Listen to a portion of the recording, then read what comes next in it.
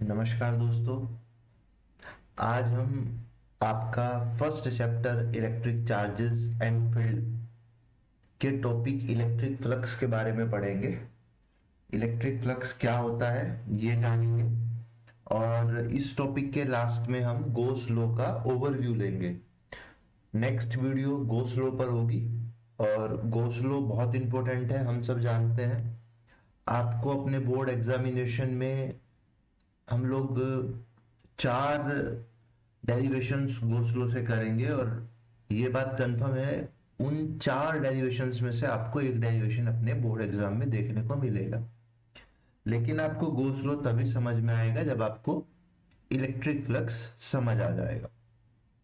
ठीक है, तो आज का हमारा जो टॉपिक है वो है इलेक्ट्रिक फ्लक्स। तो इलेक्ट्रिक फ्लक्स क्या होता है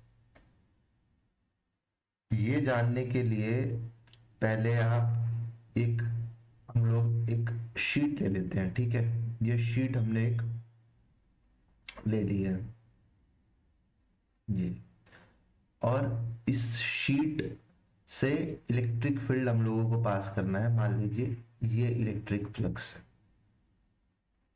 क्या है इलेक्ट्रिक फ्लक्स ये अब आप जान जाएंगे, बस कुछ देर और बने रहिए। ठीक, इलेक्ट्रिक फ्लक्स क्या है कि जो number of electric field lines है passing perpendicularly through a surface. ठीक है, आप ये देखेंगे कि यहां से इलेक्ट्रिक फील्ड की ये वाली लाइन, ये वाली लाइन और ये वाली लाइन, ठीक है, वो गिवन सरफेस से पास हो रही है। तो इसका फ्लक्स जो है इलेक्ट्रिक फ्लक्स वो कितना है, 3। बात समझ में आई? बहुत सिंपल सा इलेक्ट्रिक फ्लक्स की डेफिनेशन है कि इलेक्ट्रिक फील्ड लाइंस जो गिवन सरफेस से परपेंडिकुलरली, ये वर्ड ध्यान दीजिएगा, परपेंडिकुलरली या नॉर्मली, हम लोग परपेंडिकुलरली या नॉर्मली बोल देते हैं उसको। ठीक है, परपेंडिकुलरली या नॉर्मली इलेक्ट्रिक फील्ड लाइन जो पास हो रही है गिवन सरफेस से, वही नंबर इलेक्ट्रिक फ्लक्स है। ठीक, इसकी डेफिनेशन में लिख देता हूं, ये हम इरेज कर देते हैं। उसके बने रहिए आप, लगभग 40 मिनट का लेक्चर होगा और ये मेरा वादा है आपसे कि 40 मिनट बाद आपको इलेक्ट्रिक फ्लक्स में कॉन्फिडेंस आ जाएगा कि क्या इलेक्ट्रिक फ्लक्स है, पूरी फील आपको आएगी। ठीक, अभी आप सबसे पहले क्या कीजिए, डेफिनेशन लिख लीजिए जो हमने अभी बोली थी। द नंबर ऑफ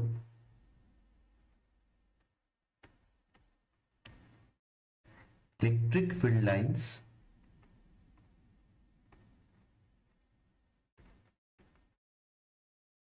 passing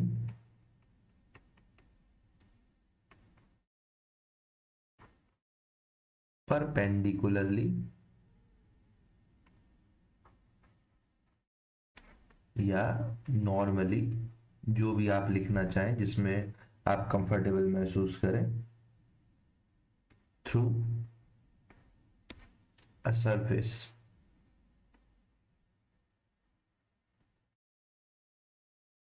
ठीक है, is called electric flux of that surface.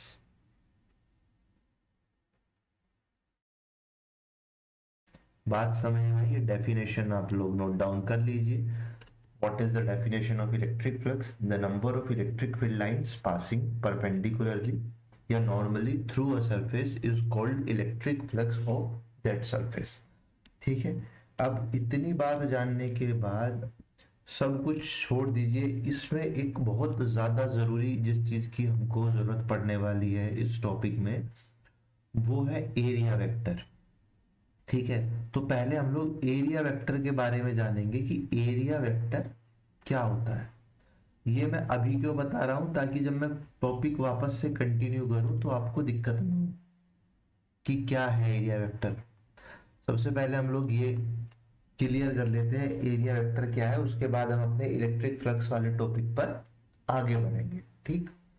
तो एरिया, अब तक आपने एरिया पढ़ा कि जैसे आपके पास अगर ये कोई स्क्वायर है, ठीक है, ये स्क्वायर है, तो इसका एरिया आपने क्या पढ़ा, अगर इसकी साइड ए है तो आपने पढ़ा इसका एरिया होता है ए स्क्वायर। इसमें कोई परेशानी नहीं है। अब एरिया वेक्टर डिफरेंट कैसा है एरिया से, ठीक है। कीजिए क्या, आपने, आपके पास ना कोई पेपर, अपनी नोटबुक का कोई पेपर आप हॉरिजेंटली ऐसे अपने हाथ में ले लीजिए, ठीक। इस अपनी नोटबुक का एक पेपर, मैं पेपर इसलिए बोल रहा हूं, आप चाहे तो पूरी नोटबुक भी रख सकते हैं, लेकिन जो नोटबुक की विड्थ है, जो मोटाई है, उसको आप 0 मान लीजिए। मैंने पेपर इसलिए बोला है कि पेपर एक सरफेस की तरह काम करेगा, एक 2D फिगर की तरह काम करेगा, ठीक है। क्योंकि मैं पहले आपको 2D फिगर के लिए ही एरिया वेक्टर बताऊंगा, उसके बाद हम लोग 3D फिगर में एरिया वेक्टर की बात करेंगे। तो इसीलिए मैं पेपर बोल रहा हूँ, आप अपनी नोटबुक में ले सकते हैं, उसकी विड्थ को 0 समझ लीजिए, ठीक। आपने नोटबुक हॉरिजॉन्टली अपने हाथ में रख ली है, तो जो आपको उसकी 4 साइड्स दिखाई दे रही हैं, ठीक है, उसमें ये रेक्टेंगुलर शेप में आपकी पेपर होगा, पेपर या नोटबुक जो भी आपने लिया, इस तरह से मान लेते हैं कि ये ए है और ये बी है। तो इसका जो एरिया है वो है ए क्रॉस बी, यहां तक तो कोई डाउट नहीं है। अब एरिया वेक्टर क्या होता है, जो इसके, आपका जो पेपर है या नोटबुक है उसके परपेंडिकुलर, ठीक है, उसके परपेंडिकुलर इस डायरेक्शन में आप अपने पेपर पर परपेंडिकुलरली या अपनी नोटबुक पर अपने पेन को परपेंडिकुलरली रख दीजिए, मतलब वर्टिकली अपने पेन को अपनी नोटबुक पर खड़ा कर दीजिए। तो जो आपके पेन की आपको डायरेक्शन दिखाई दे रही है वही डायरेक्शन है एरिया वेक्टर की। ये एरिया वेक्टर, समझ में आया है एरिया वेक्टर क्या है, ठीक है। अब इसमें दो चीज हैं कि अब ये जो आपने पेन अभी वर्टिकली या परपेंडिकुलरली अपनी नोटबुक पर सीधा खड़ा किया है, वो अभी आपने 99.9% स्टूडेंट ने ऊपर की साइड खड़ा किया होगा। मतलब पेपर का या नोटबुक का जो सरफेस आपको दिखाई दे रही है, आपने उस सरफेस पे पेन खड़ा किया होगा। लेकिन ये पेन तो नीचे भी हो सकता है ना भाई, ये परपेंडिकुलरली जो आपने ऊपर की तरफ खड़ा किया है पेन, ये तो इस पेपर के नीचे भी खड़ा हो सकता है। पढ़ रहे हो फिजिक्स तो अच्छा होगा, जैसे बता रहा हूं वैसे चलिए। अगर आलस में पढ़ रहे हो तो कोई फायदा नहीं है पढ़ने का। फिजिक्स को पढ़ने का फायदा तभी है जब आपको उसका फील आए, और फील आने के लिए जैसे मैं कह रहा हूं करते रहिए, समझ में आएगा, ठीक है। तो नोटबुक को रखिए हाथ पर, और पेन को, अब आप देखिए कि आप उस सरफेस के नीचे भी पेन को परपेंडिकुलरली खड़ा कर सकते हैं। तो एरिया वेक्टर ऊपर भी हो सकता है, और इसी तरह से एरिया वेक्टर अगर मैं इसका पीछे वाला फेस लूंगा सरफेस का, तो वहां पे भी हो सकता है। तो ये भी एरिया वेक्टर है, ठीक है। अगर मैं आपको इस तरह से बताऊं कि मेरे पास ये एक्स एक्स है, एक्स एक्सिस, ये मेरे पास वाई एक्सिस, और ये जेड एक्सिस, ठीक है। और इस पर एक स्क्वायर है, ठीक है, ये स्क्वायर है, इसकी साइड है, ठीक है। कोई परेशानी इसमें? एक्स एक्सिस को हम लोग आई कैप से डिनोट करते हैं, वाई एक्सिस को हम लोग जे कैप से डिनोट करते हैं, और जेड एक्सिस को हम लोग के कैप से डिनोट करते हैं। ये आप लोग पढ़ रहे होंगे, ठीक।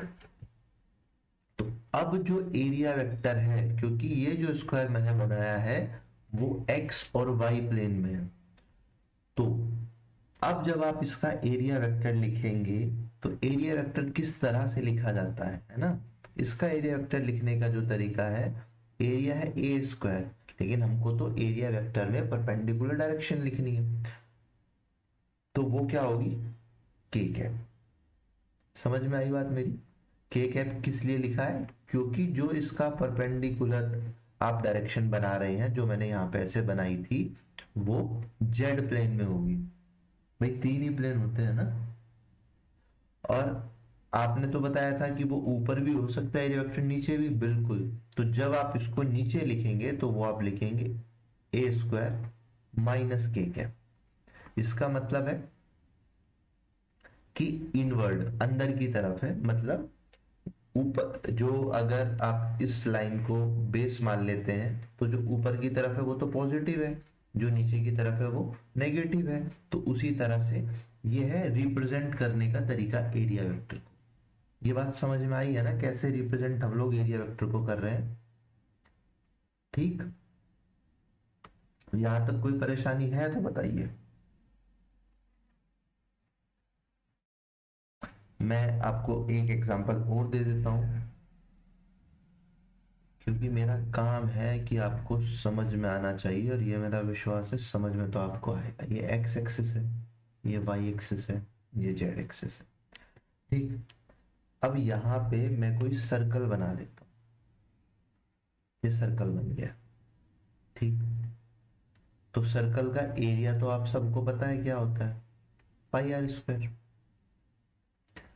अब इसका एरिया वेक्टर की डायरेक्शन, क्योंकि ये जो सर्कल मैंने बनाया है वो बनाया है एक्स और जेड प्लेन में, तो इसका जो एरिया वेक्टर होगा ये आई है, ये जे कैप और ये के कैप। तो इसका जो एरिया वेक्टर होगा वो कहां पे है?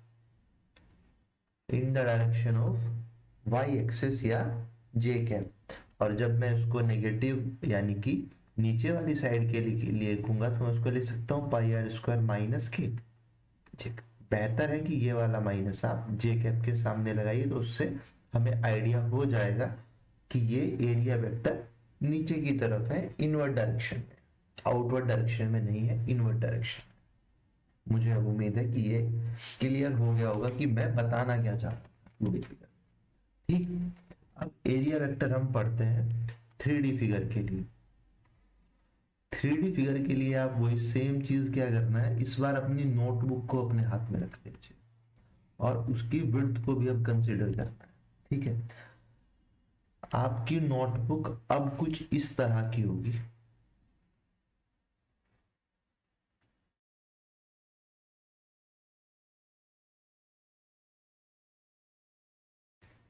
अब आपकी नोटबुक की जो शेप है वो कुछ इस तरह से, ठीक है ना?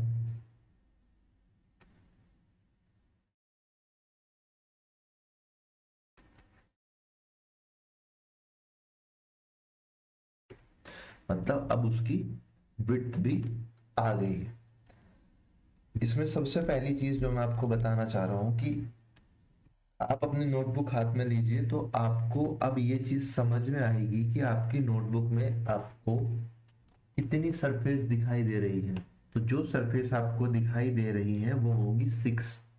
एक तो सबसे ऊपर वाली, एक अब जहां से आप थिकनेस मेजर कर रहे हो 4 उधर वाली, 1 2 3 4 और एक नीचे वाली।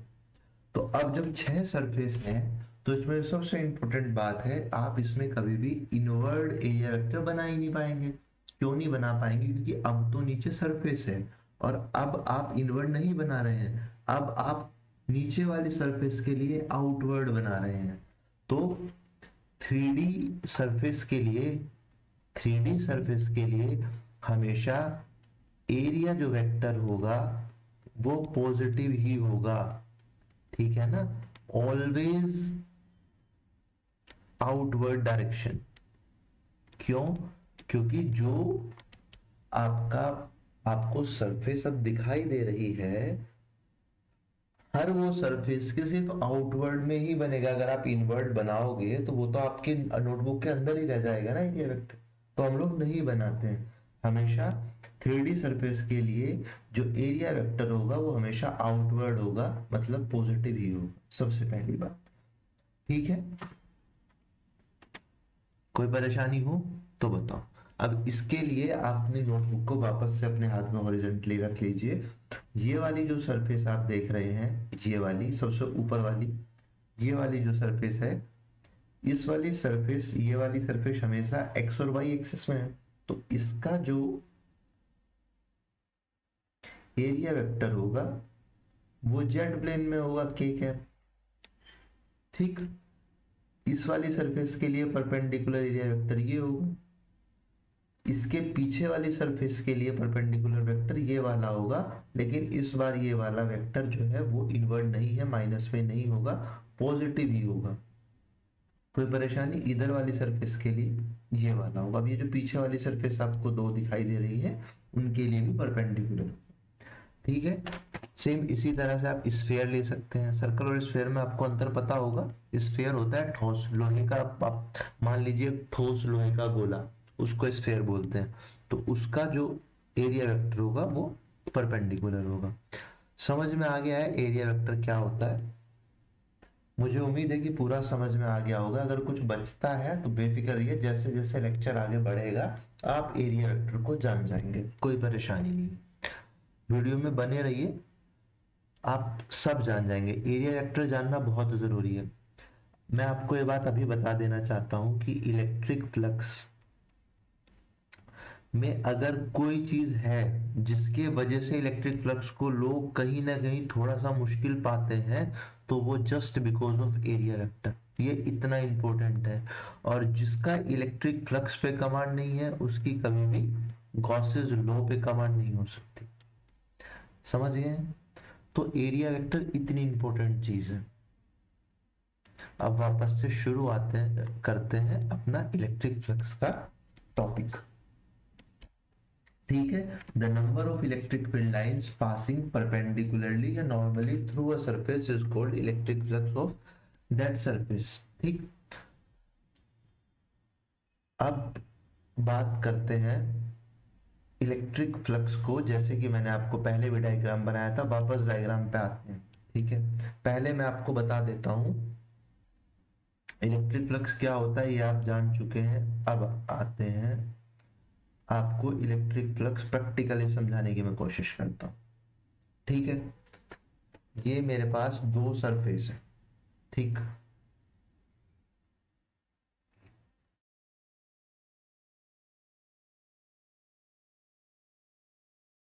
ठीक है, ये एक सेम इलेक्ट्रिक फील्ड है।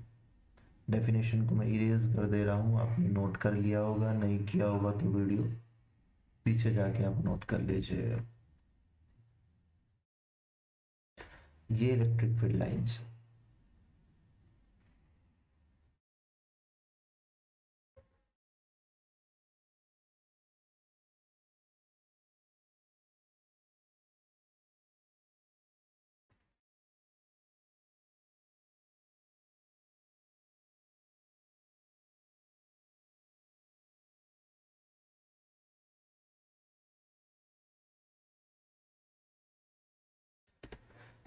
मैं इसमें बताना क्या चाह रहा हूँ कि जो ये वाली सरफेस है, एक नंबर, ये दो नंबर, इसमें इलेक्ट्रिक फील्ड लाइंस कितनी पास कर रही है? दो। तो सरफेस वन के लिए इलेक्ट्रिक फ्लक्स है टू। और ये जो बड़े वाली सरफेस हमने ली है, एक दो तीन चार पांच, इससे कितनी इलेक्ट्रिक फील्ड लाइंस पास कर रही है? फाइव। तो मैं बताना क्या चाह रहा हूं कि इलेक्ट्रिक फील्ड जो है वो सिमिलर है। ठीक है भाई, दोनों सिमिलर इलेक्ट्रिक फील्ड में रखी है, लेकिन इसका एरिया छोटा है तो इससे कम इलेक्ट्रिक फील्ड लाइन पास कर रही है। इसका एरिया बड़ा है तो इससे ज्यादा इलेक्ट्रिक फील्ड लाइंस पास कर रही है। तो इस पूरी बात को मैं बताना क्यों चाहता था कि आप लोगों को ये पता लग जाए कि जो इलेक्ट्रिक फ्लक्स होता है वो प्रोपोर्शनल होता है एरिया के। सबसे पहली और सबसे इंपॉर्टेंट बात आज की, electric flux is proportional to area of the surface. ठीक है, ये क्लियर हो गया है। अब आते हैं सेकंड चीज पे। सेकंड चीज में क्या है कि इलेक्ट्रिक फील्ड जो है, अब मेरे पास दो ये सिमिलर सरफेस है। सिमिलर सरफेस है मतलब इन दोनों सरफेस का एरिया मेरे पास अब सेम। एक इलेक्ट्रिक फील्ड लाइंस ये है, ठीक, और एक इलेक्ट्रिक फील्ड लाइंस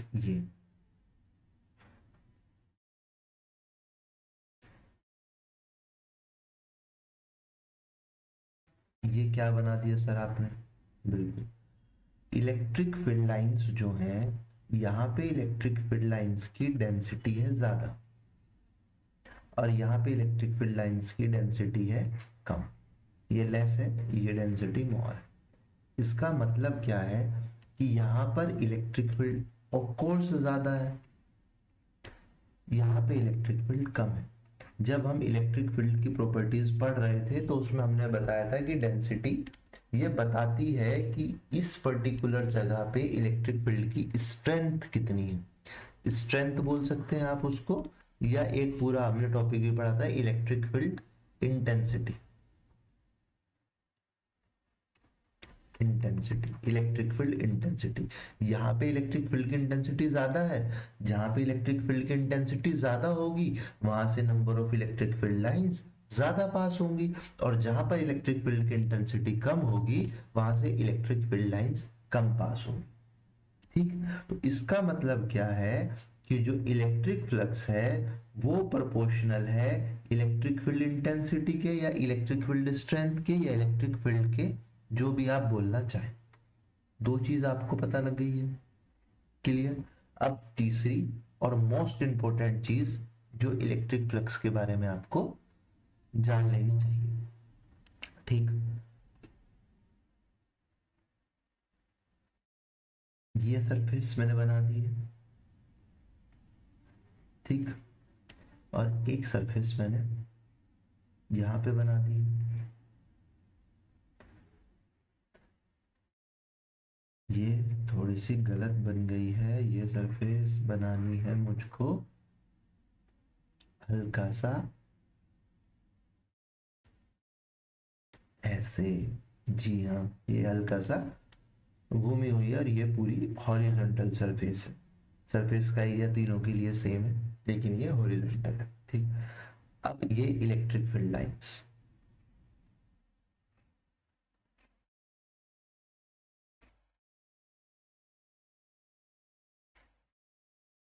यहाँ पे इलेक्ट्रिक फील्ड लाइंस,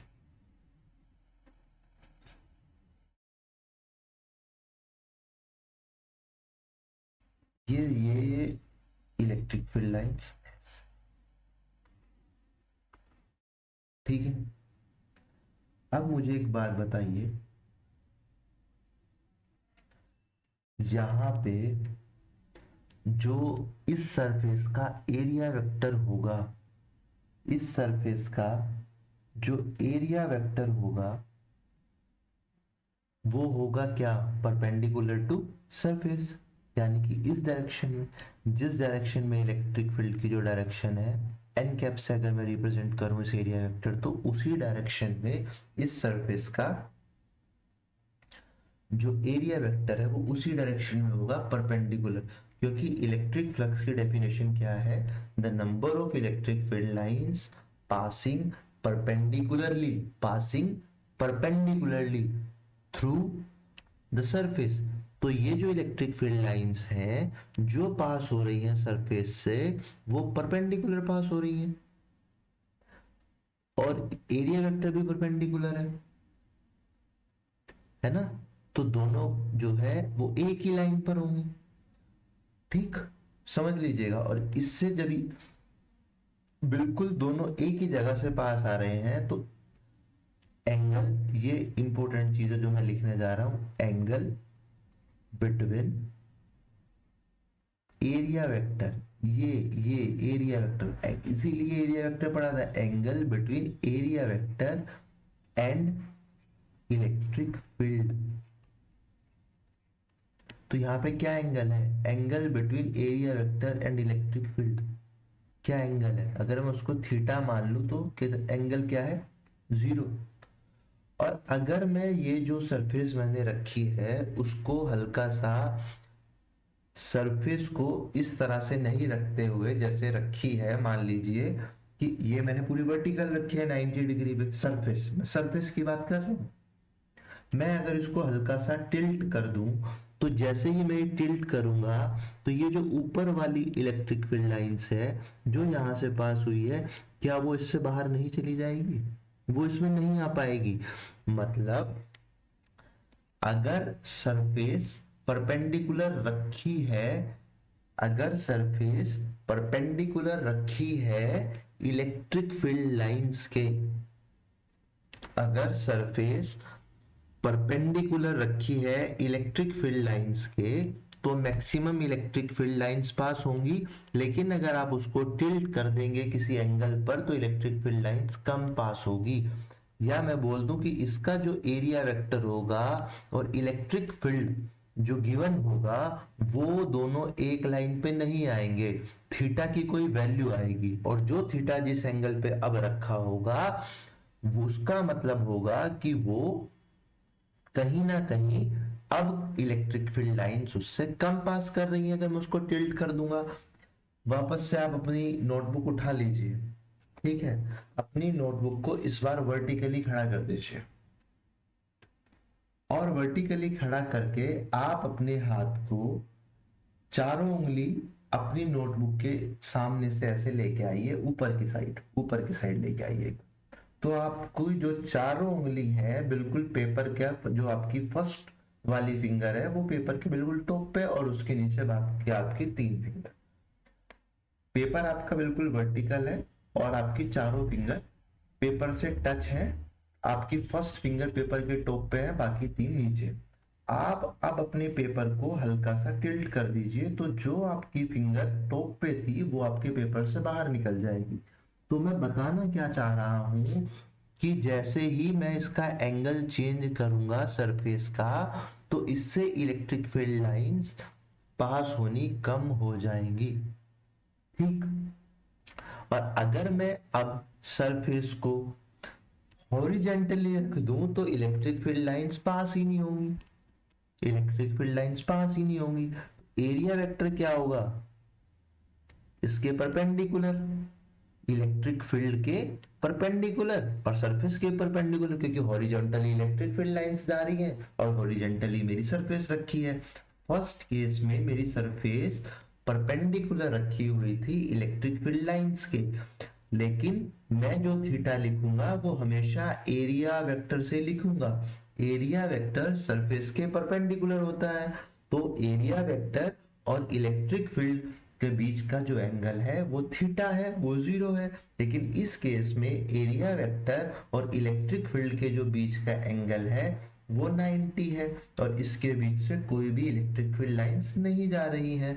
तो अगर आपको कोई ऐसा केस ढूंढना है, कोई आपको ऐसा केस ढूंढना है, तो सबसे पहले तो आप ये लिख दीजिए कि फाई जो है वो प्रोपोर्शनल है किसके? थीटा के। जहां पे थीटा लिखी किसके थीटा के है वो जानिए। कोई ऐसा केस कि अगर मैं थीटा की वैल्यू 0 रखूं तो मैक्सिमम फील्ड लाइंस पास हो रही है, और अगर मैं थीटा की वैल्यू 90 रखूं तो मिनिमम फील्ड लाइंस अप्रोक्स 0 पास हो रही है। अगर मैं यहां पर कोस रख दूं तो कोस 0 की वैल्यू क्या होती है? 1। मतलब मैक्सिमम वैल्यू कोस की क्या हो सकती है? 1। तो फाई जो है वो प्रोपोर्शनल होगा कोस थीटा के। इस चीज को मैं आपको एक तरीके से और समझा सकता हूं, देखिए कैसे। इसी चीज को, थीटा वाले को मैं आपको एक तरीके से और समझाने की कोशिश कर रहा हूं, समझिएगा। आपके पास ये सरफेस है, ठीक है, मान लीजिए आपकी इलेक्ट्रिक फील्ड इस सरफेस से ऐसे पास हुई, ठीक है, और आपका जो एरिया वेक्टर है इस सरफेस का और इलेक्ट्रिक फील्ड के बीच में ये थीटा एंगल, ठीक, ये है आपकी इलेक्ट्रिक फील्ड और ये है आपका एरिया वेक्टर जिसको मैं एन कैप से रिप्रेजेंट कर देता हूं, ठीक है। इन दोनों के बीच में थीटा एंगल है। तो अब मुझे इलेक्ट्रिक फील्ड के कंपोनेंट बनाने हैं जिससे कि मुझे ये हो कि मैं, क्योंकि हमेशा फिर डेफिनेशन क्या है इलेक्ट्रिक फ्लक्स की? Electric field lines passing perpendicularly through the surface. लेकिन ये जो इलेक्ट्रिक फील्ड लाइन है ये सरफेस से थीटा एंगल पर है, है ना, ये परपेंडिकुलर नहीं है, तो मुझे परपेंडिकुलर ड्रॉ करने के लिए इसके कंपोनेंट बनाने पड़ेंगे।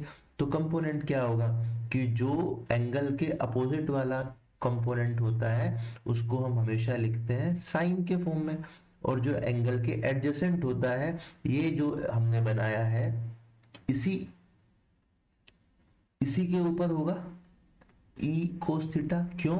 क्योंकि ये जो एरिया वेक्टर है वो 90 डिग्री पर है और मुझे इसका कंपोनेंट बनाना है, तो वो भी इसी तरह से बनाना है कि वो 90 डिग्री पे आए। एरिया वेक्टर से ही जो एंगल है ना, ये जो इलेक्ट्रिक फील्ड का एंगल है, ये ही सबसे जो कंफ्यूज बच्चे जिसमें होते हैं, ये थीटा जो है ना, वो है angle between area vector and electric field. तो एरिया वेक्टर तो हमेशा परपेंडिकुलर है सरफेस के, और मुझे इस इलेक्ट्रिक फील्ड के कंपोनेंट बनाने हैं। एक तो बनेगा 90 नीचे की तरफ ई साइन थीटा, और कॉस थीटा बनेगा एडजेसेंट जो परपेंडिकुलर होगा सरफेस के। अब ई साइन थीटा हम नहीं ले सकते हैं, हम ई कोस थीटा को ही मानते हैं। क्यों मानते हैं हम ई कोस थीटा को? बताओ, आप बताइए कि हम हमेशा ई कोस थीटा को ही क्यों लेंगे? क्योंकि ये जो ई कोस थीटा है ये ही होगा परपेंडिकुलर टू सरफेस, यही है ना, परपेंडिकुलर टू सरफेस। तो ई कोस थीटा ही है ना, E sine theta perpendicular to surface नहीं है। तो जो परपेंडिकुलर टू सरफेस होगा उसी एंगल को हम लेते हैं। ये मैंने बताने की आपको कोशिश क्या कर रहा हूं कि हम कोस वाला ही क्यों ले रहे हैं। पहले मैंने आपको वो प्रैक्टिकल एक थिंकिंग से बताया कि अगर एंगल 0 है तो मैक्सिमम होगा, और एंगल सरफेस का और इलेक्ट्रिक फील्ड जो एरिया वेक्टर है उसका 90 है तो मिनिमम होगा। ये कंडीशन सूट होगी सिर्फ और सिर्फ कॉस पे। फिर मैंने वो चीज आपको एक दूसरे तरीके से समझाने की कोशिश करी कि ई कोस थीटा ही हम क्यों लेंगे। ठीक, समझ में आ गया? अब आते हैं, तीन चीजें आपने इसमें पढ़ी कि फाई प्रोपोर्शनल है एरिया के, फाई इलेक्ट्रिक फ्लक्स प्रोपोर्शनल है इलेक्ट्रिक फील्ड के, फाई यानी कि इलेक्ट्रिक फ्लक्स प्रोपोर्शनल है कोस थीटा के। अगर मैं इन तीनों को एक साथ लिखूं तो मैं लिखूंगा इलेक्ट्रिक फ्लक्स प्रोपोर्शनल है ई ए कॉस थीटा की। ठीक है, और यहाँ पे कांस्टेंट हम 1 मान लेते हैं, और फाई जिसको इलेक्ट्रिक फ्लक्स हम लोग बोल रहे हैं उसको ई ए कॉस थीटा। ये इलेक्ट्रिक फ्लक्स का फॉर्मूला है। अब कुछ बच्चों के दिमाग में आ रहा होगा कि हमने तो ई डॉट ए लिखा हुआ देखा है। बिल्कुल ई डॉट ए ही होता है, क्योंकि हम लोग जानते हैं कि डॉट प्रोडक्ट मैंने आपको समझाया। ई डॉट ए क्यों आया वो अभी बताऊंगा, लेकिन मैंने आपको समझाया कि हमने इलेक्ट्रिक फील्ड को क्यों लिया, एरिया को क्यों लिया, और एंगल थीटा को क्यों लिया। Where theta is the angle between area vector and electric field. ठीक है, अब ये ई ए कोस थीटा, सबसे पहली चीज तो ये जान लो आप, बहुत जरूरी है, आप लोग जानते होंगे लेकिन मेरा काम है आपको बताना, क्या कि dot product of two vector quantity is always scalar. Dot product of two vector quantity is always scalar. तो मैं क्या बताना चाह रहा हूं कि इलेक्ट्रिक फ्लक्स एक स्केलर क्वांटिटी है। ठीक, सबसे पहली बात। दूसरा, जब आप डॉट प्रोडक्ट को ओपन करते हैं तो वो क्या होता है, ई ए कॉस थीटा, यानी कि कॉस के साथ ही डॉट प्रोडक्ट ओपन होता है। ये मैंने आपको समझाने की कोशिश की है कि इलेक्ट्रिक फ्लक्स में हमने इलेक्ट्रिक फील्ड को क्यों कंसीडर किया, एरिया क्यों आया इसके फॉर्मूले में कॉस थीटा, क्यों आया इसके फॉर्मूले में, ठीक है। फिर मैंने ये समझाने की कोशिश की कि क्यों हम लेते हैं, डॉट प्रोडक्ट को किस तरह से लिखा जाता है, और इलेक्ट्रिक फ्लक्स एक स्केलर क्वांटिटी है, तो ये बात भी हम लोग जानते हैं। डॉट प्रोडक्ट इसीलिए हमने लिया था क्योंकि एक तो हमें वैल्यू कॉस के साथ चाहिए है ना, तो डॉट प्रोडक्ट और दो वेक्टर क्वांटिटी का dot product always gives scalar. कोई परेशानी इस चीज में हो तो मुझे बताइए, आगे जान लीजिए। इसमें यहां तक हो गया है, यहां तक समझ में आ गया है फॉर्मूला। मैं एक बार वापस से साफ साफ लिख देता हूं, phi is equals to E dot A, ठीक है। ये इलेक्ट्रिक फ्लक्स का फॉर्मूला है। इसी को आप ये भी लिख सकते हैं, phi is equals to E A cos theta, where theta is the angle between area vector and electric field, ठीक। अब इसकी SI यूनिट क्या होती है, SI यूनिट इलेक्ट्रिक फील्ड, ये हम लोग जानते हैं। इलेक्ट्रिक फील्ड की क्या फॉर्मूला था इलेक्ट्रिक फील्ड का, बताइए बताइए आप लोग। F इज इक्वल्स टू था QE, तो इलेक्ट्रिक फील्ड क्या था, F बाई Q। फोर्स की यूनिट न्यूटन और चार्ज की यूनिट कूलम, तो न्यूटन पर कूलम, और एरिया की यूनिट मीटर स्क्वायर। तो what is the unit of electric flux, newton metre square पर कूलम, ठीक है, क्लियर। अब इसके बाद एक चीज आती है क्या, डायमेंशन। मैं हमेशा से बात करता हूँ, कोई भी अगर आप टॉपिक पढ़ रहे हैं तो डायमेंशन जरूर उसकी पढ़िए, क्योंकि पेपर में आती है और नहीं बताओगे तो कोई फायदा नहीं। डायमेंशन, ठीक है। अब डायमेंशन आप कैसे निकालेंगे, क्या इलेक्ट्रिक फील्ड की डायमेंशन आप यहाँ से पहले निकालिए। फोर्स की डायमेंशन क्या होती है, फोर्स की डायमेंशन तो मुझे लगता है कि सबको आती होगी। फोर्स की डायमेंशन है ml T-2, और नहीं तो मैंने जो लेक्चर्स पहले पढ़ाए हैं, जब मैं इलेक्ट्रिक फील्ड की डायमेंशन मैंने निकलवाई हुई है, तो वहां पे मैंने फोर्स की डायमेंशन पूरी अच्छे से समझाई थी, जिसको फोर्स की डायमेंशन नहीं पता है, ठीक है। और क्यू की डायमेंशन क्या होती है, 80, ठीक है। जब ये ऊपर हम लोग लिखेंगे तो ये आएगा क्या, ml T-3 A-1। और अब क्या है, क्या है, एरिया। एरिया, तो एरिया को समझने के लिए डायमेंशन में, मतलब इसकी डायमेंशन में आप लोग एरिया का क्या होती है डायमेंशन, लेंथ, यानी कि एल स्क्वायर। तो इलेक्ट्रिक फ्लक्स की डायमेंशन क्या आएगी, ml3 T-3 A-1। ये है इलेक्ट्रिक फ्लक्स की डायमेंशन। कैसे निकाली है वो मुझे उम्मीद है कि आप लोगों को समझ में आ गया होगा। ये फोर्स की डायमेंशन है, फोर्स की ये हमने निकाली है, चार्ज की डायमेंशन लिखी है हमने, और ये हमने एरिया की डायमेंशन लिखी है। तो यहां से हमने डायमेंशन पता कर ली है, ठीक। इतना हो गया है।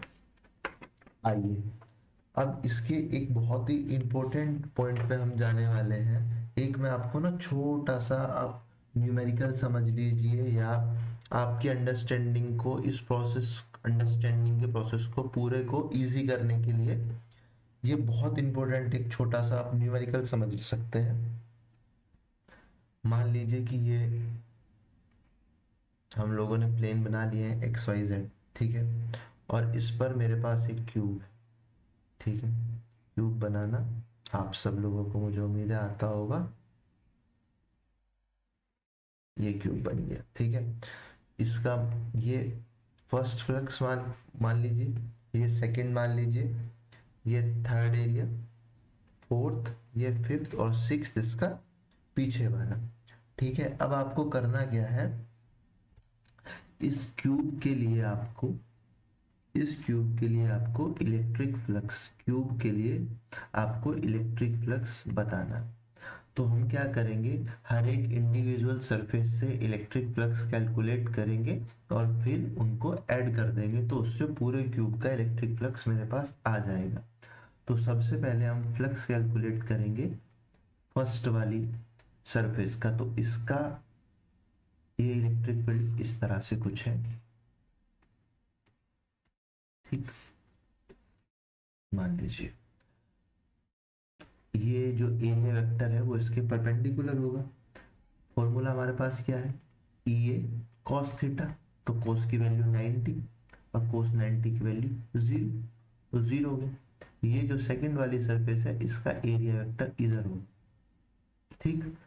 तो फाई 2 की वैल्यू क्या है, ई ए कॉस थीटा हम लोग लिखते हैं। अब यहाँ पे थीटा की क्या वैल्यू लिखनी है बस ये बता दीजिए आप। इलेक्ट्रिक फील्ड है इस तरफ, हम लोग हमेशा जब भी एरिया वेक्टर इस तरह से बना रहे हैं तो कोशिश करते हैं कि जो हमारा आउटवर्ड एरिया वेक्टर हम लोग बनाते हैं वो इन the direction of electric field होना चाहिए। जो भी हम एरिया वेक्टर ड्रॉ कर रहे हैं इस तरह से हम लोग कोशिश करेंगे कि वो इन the direction of electric field होना चाहिए, लेकिन ये इन the direction of electric field नहीं है। तो इसका मतलब है कि इस थीटा का जो एंगल है वो है 180। भाई होना तो इस डायरेक्शन में चाहिए था लेकिन है इस डायरेक्शन में, तो इसका मतलब है कि डायरेक्शन एंगल जो है वो है 180। तो फाई 2 की वैल्यू क्या आएगी मेरे पास, ई ए कॉस 180 की वैल्यू क्या होती है -1, 90 प्लस 90 करेंगे साइन चेंज हो जाएगा, क्वाड्रेंट चेंज होगा, तो वैल्यू क्या आएगी -EA, ठीक। थर्ड वाला जो है मेरे पास वो तो सेम जिस तरह से आपने फाई 1 निकाला था सेम उसी तरह से EA cos 90 होगा और फाई 3 भी 0 आ जाएगा, कोई परेशानी। अब बात आती है ये जो है 4, अब इसमें जो डायरेक्शन है इलेक्ट्रिक फील्ड की और एरिया वेक्टर की वो सेम है, तो ये क्या होगा, ये cos थीटा, यहाँ पे थीटा की वैल्यू आएगी cos 0, तो फाई 4 की वैल्यू क्या आएगी ई ए, ठीक है। और फाई 5 की क्या वैल्यू है, फाई 5 ये, आप इसका सीधे सामने की तरफ इसका एरिया वेक्टर बनाएंगे कुछ इस तरह से, तो ये भी क्या वैल्यू होगी 90 होगी, ई ए कॉस 90, तो ये भी 0। और सेम बिल्कुल इसी तरह क्योंकि इसी के बिल्कुल पीछे वाला है सरफेस फाई 6, वो भी 0। तो अब जो टोटल फाई होगा मेरे पास, मैं जब टोटल फाई इसका निकालूंगा तो टोटल फाई क्या होगा, phi cube by phi 1 phi 2 plus phi 6, same. अब मेरे पास वैल्यू आई है फाई 2 की -EA और फाई 4 की +EA, तो क्या वैल्यू आई है 0। हमेशा वैल्यू 0 ही आएगी किसी भी क्लोज्ड सरफेस के लिए। 3D जो सरफेस होती है उसको हम लोग क्लोज्ड सरफेस बोलते हैं। इस क्लोज्ड सरफेस का नाम आप बहुत ज्यादा सुनेंगे गॉस लॉ में। क्यों, क्योंकि गॉस लॉ अप्लाई होता है केवल 3D सरफेसेस पे, सिर्फ क्लोज सरफेस पे ही गॉस लॉ अप्लाई हो सकता है। कभी भी ओपन सरफेस मतलब 2D फिगर्स पर गॉस लॉ अप्लाई नहीं होता है। गॉस लॉ अप्लाई होता है 3D फिगर पर यानी कि क्लोज सरफेस पर। तो हमेशा क्लोज सरफेस के जो अंदर होगा, अगर आप पूरी सरफेस के अंदर का फ्लक्स निकालेंगे तो वो आपको हमेशा से 0 ही देखने को मिलेगा। तो total flux in the cube is 0। कैसे 0 हुआ वो आप लोगों को समझ में आया होगा। ये इसमें सिर्फ समझने वाली एक चीज थी कि 180 एंगल क्यों ले रही हूँ, जितना मुझे लगता है क्योंकि direction of electric field is opposite to the direction of area vector. Opposite कैसे हो सकता है, जब एंगल 180 हो तभी, ठीक।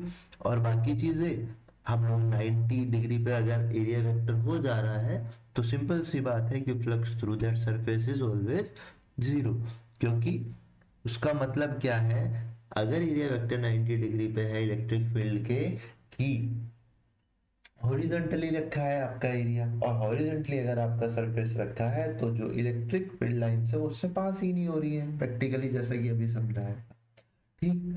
अब जिस चीज के बारे में इसमें जो अब नेक्स्ट हम लोग पढ़ने वाले हैं क्लोज सरफेस जो मैं आपको बोला था, क्लोज सरफेस, अगर मेरे पास कोई ये क्लोज सरफेस है, ठीक है, ये क्लोज सरफेस मेरे पास है और मुझे इसके थ्रू इलेक्ट्रिक फ्लक्स निकालना है, ठीक है, electric flux through this close surface, वो कैसे निकालें बताइए मुझे। अब इतने बड़े जो एरिया है उसको आप कैसे कंसीडर करेंगे, कैसे निकालेंगे? यही गॉस लॉ भी है। मैंने कहा था ना वीडियो के शुरू में कि हम लोग गॉस लॉ का ओवरव्यू लेंगे लास्ट में, यही गॉसेस लॉ की भी शुरुआत है, ठीक। तो इसका जब मुझे इलेक्ट्रिक फ्लक्स निकालना हो तो मैं क्या करूंगा कि इसमें से कोई एक छोटा सा एरिया काट लूंगा, ठीक है, एक छोटा सा एरिया काट लिया इत्तू सा, जिसको मैंने नाम दिया क्या, जिसको मैंने नाम दिया ds, छोटा सा एरिया। और इसका जो एरिया वेक्टर है अगर मैं n कैप्सल से डिनोट करूं, ये भी छोटा सा एरिया वेक्टर होगा। तो जब छोटा सा एरिया है तो ये बात तो साफ है कि फ्लक्स भी छोटा सा ही आएगा। अब छोटा सा फ्लक्स कितना होगा, छोटा सा फ्लक्स होगा इलेक्ट्रिक फील्ड लाइंस। ये इलेक्ट्रिक फील्ड लाइंस हमेशा से आप समझ लीजिए कि इस तरह से कुछ गिवन होंगी, electric field lines passing through that छोटा सा सरफेस। अब ये हो गया है छोटा सा इलेक्ट्रिक फील्ड फॉर छोटा सा सरफेस, लेकिन मुझे तो पूरे सरफेस के लिए निकालना है, पूरे सरफेस के लिए निकालना है। तो अगर मैं ये छोटे छोटे से ds, एक ds यहाँ पे बना लूं, एक ds यहाँ पे काट लूं, एक ds यहाँ पे काट लूं, एक ds यहाँ पे, पूरे ये जो बड़ा मैंने लिया है क्लोज सरफेस, इसमें से छोटे छोटे छोटे छोटे छोटे छोटे ऐसे ही ds काट लूं और उन सब का मैं छोटा छोटा सा इलेक्ट्रिक फ्लक्स निकालता जाऊं, ठीक। और फिर बाद में उन सबको ऐड कर दूं जैसे मैंने इससे पहले क्यूब के केस में किया था। तो मेरे पास ये पूरा जो क्लोज सरफेस है, पूरा जो क्लोज सरफेस है, इसका मेरे पास आ जाएगा इलेक्ट्रिक फ्लक्स। तो उसके लिए मैं क्या करता हूँ, इंटीग्रेशन कर देता हूँ डी फाई, यानी कि इलेक्ट्रिक फ्लक्स पूरे सरफेस का क्या होगा, फाई। और इंटीग्रेशन क्लोज सरफेस के लिए इस तरह से हम डिनोट करते हैं, इलेक्ट्रिक फील्ड इनटू छोटा सा सरफेस। अब इंटीग्रेशन जब मैंने कर दिया है तो इलेक्ट्रिक फील्ड कांस्टेंट है, कांस्टेंट है तो बाहर आ जाएगी, पर इंटीग्रेशन ऑफ ds। अब मुझे बताइए कि इंटीग्रेशन ऑफ ds का मतलब क्या है, कि इसमें से जितने छोटे छोटे से ds, छोटे छोटे पार्ट आप बड़े सरफेस से काट सकते हैं, उसको हम इंटीग्रेट करेंगे तो पूरा सरफेस आ जाएगा, ठीक है, इलेक्ट्रिक फील्ड और यहाँ पे s। अब ये वहां पे हम लोग ए से डिनोट किए थे, तो आप इसको ds को चाहें तो ds से डिनोट कर लिए, समझ में आना चाहिए। ये वही आ गया है क्या, phi is equals to E dot A, यहाँ पे हमने s से डिनोट किया है सरफेस, है ना, ताकि आपको समझ में आए, आप इजीली रिलेट कर पाए। ए मतलब वही है, एरिया ही है ना, सरफेस के एरिया की ही बात कर रहे हैं ना, ले एरिया ही रहे हैं सिर्फ आपको समझाने के लिए, ताकि आपको समझने में इजी हो।